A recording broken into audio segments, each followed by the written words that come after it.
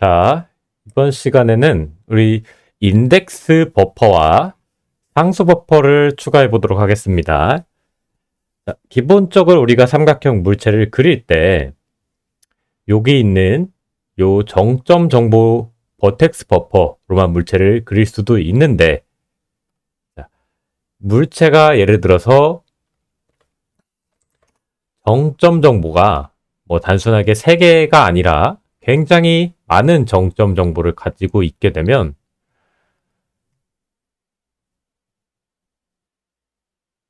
겹쳐지는 정점들이 굉장히 많이 생기게 됩니다. 그래서 우리 여기 렌더링 파이프라인 이 부분 한번 같이 다시 한번 보도록 하겠습니다. 자, 보시면 삼각형 2개를 통해서 우리가 사각형을 만든다고 가정을 했을 때 총 6개의 정점이 필요합니다.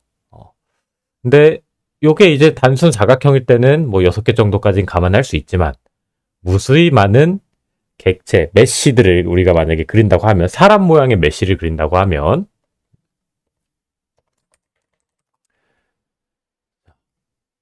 정점 정보가 무수히 많아지게 됩니다. 그렇게 되면 정점 데이터 하나는요, 단순하게 뭐 위치 데이터뿐만이 아니라 우리 앞전에서도 계속 설명을 했지만 보시면 색깔 데이터, 뭐 그 외적으로 뭐 UV 데이터, 뭐 애니메이션 데이터 등등등 계속 추가가 되게 됩니다.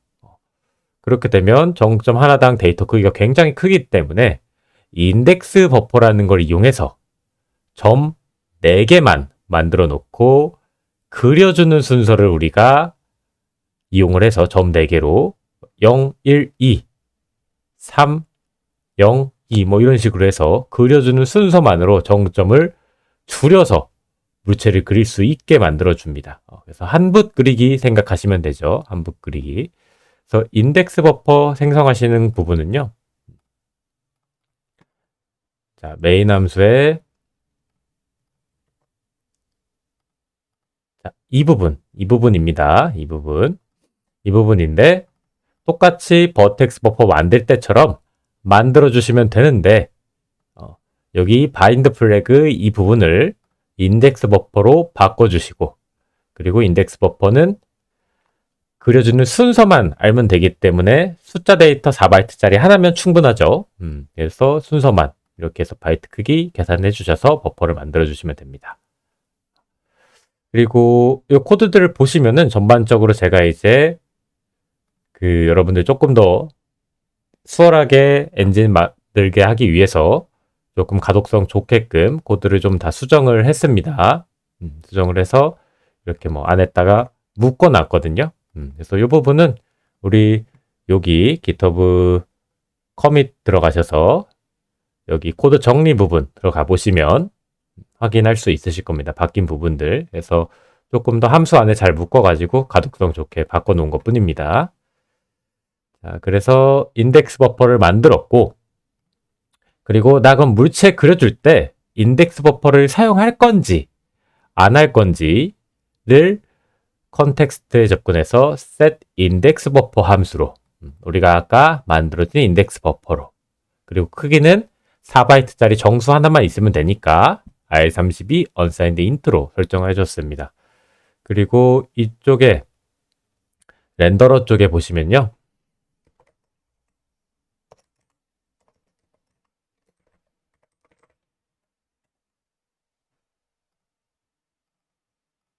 자, 여기 인덱스 버퍼 삼각형 0번,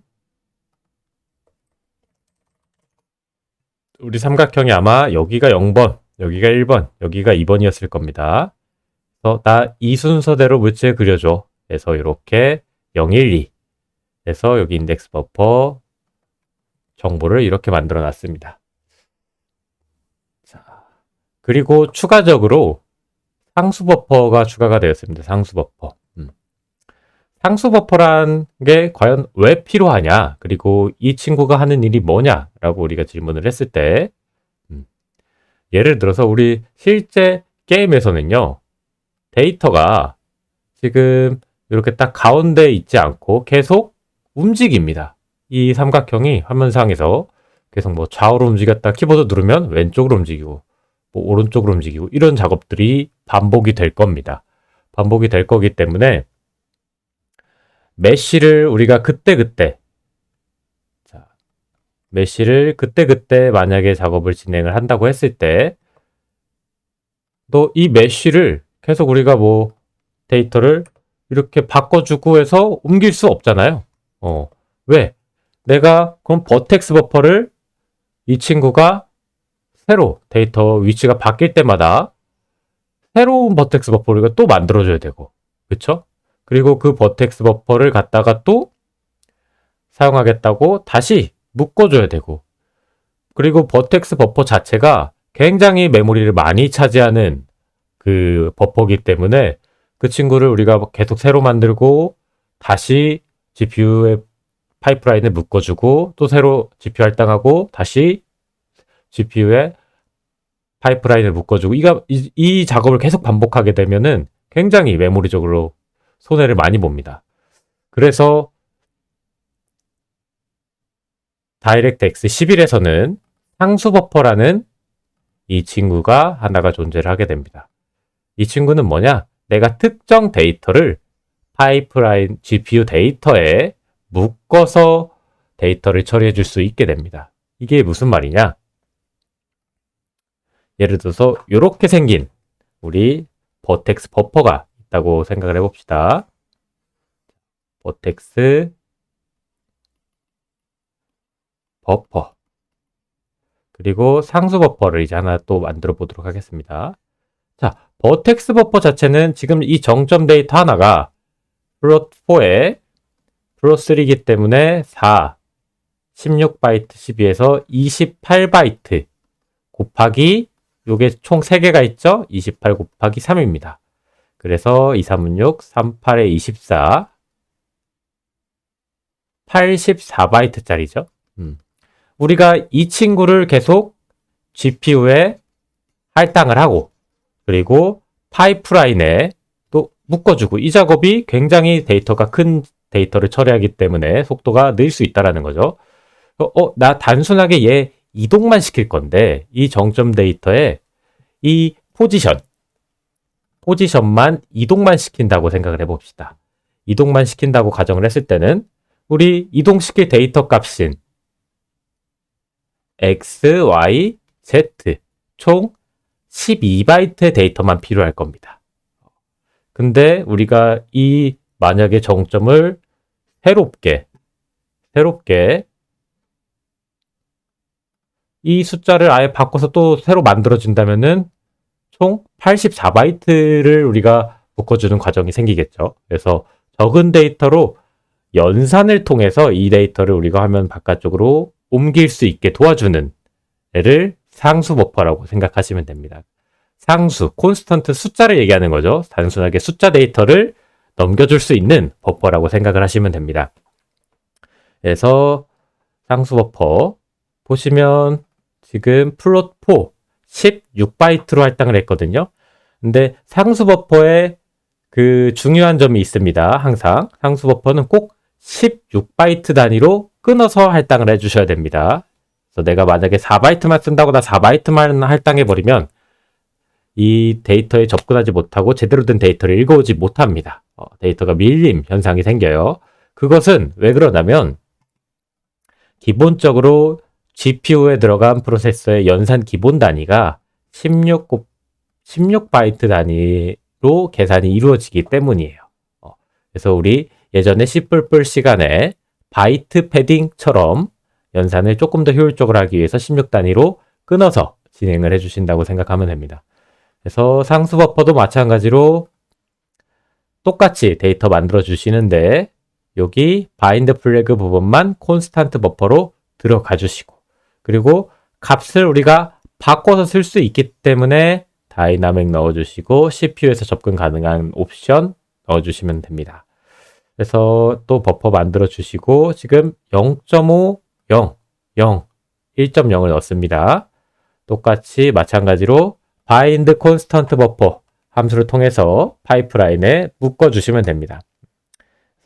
요거는 이제 이렇게 조금 수월하게 단계별로 파이프라인 단계별로 어디에 묶을지 사용할 수 있게끔 제가 이렇게 조금 함수로 잘 감싸 놨고요.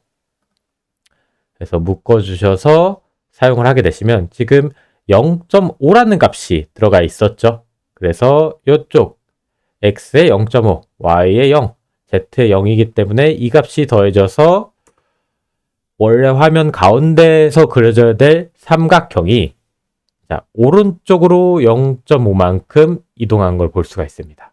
여기 중간 기준으로 가운데가 0,0, 이쪽이 0.5이기 때문에 오른쪽으로 이동한 걸 볼 수가 있죠. 마찬가지로 이 친구 다시 한번 자, 상수버퍼 값을 제가 뭐 마이너스 0.5로 바꿔보도록 하겠습니다. 그리고 여기 y도 0.2 정도에서 위쪽으로 올려볼게요.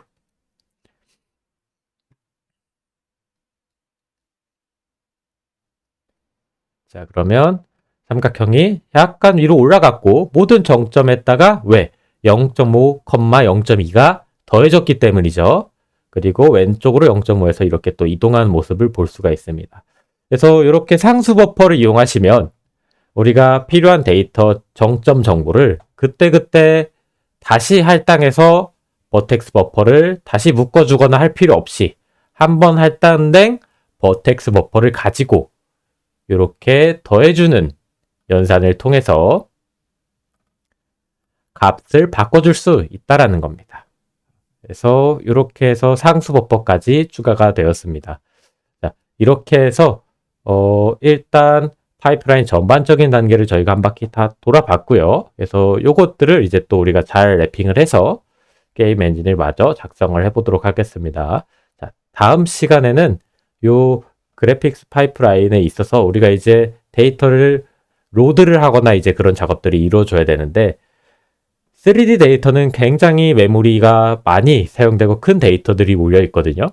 그래서 로딩이 굉장히 길어질 수 있기 때문에 로딩 만들 수 있는 로딩 스레드도 하나 추가를 하고 그래픽스 작업들 또 계속 진행을 해보도록 하겠습니다. 감사합니다.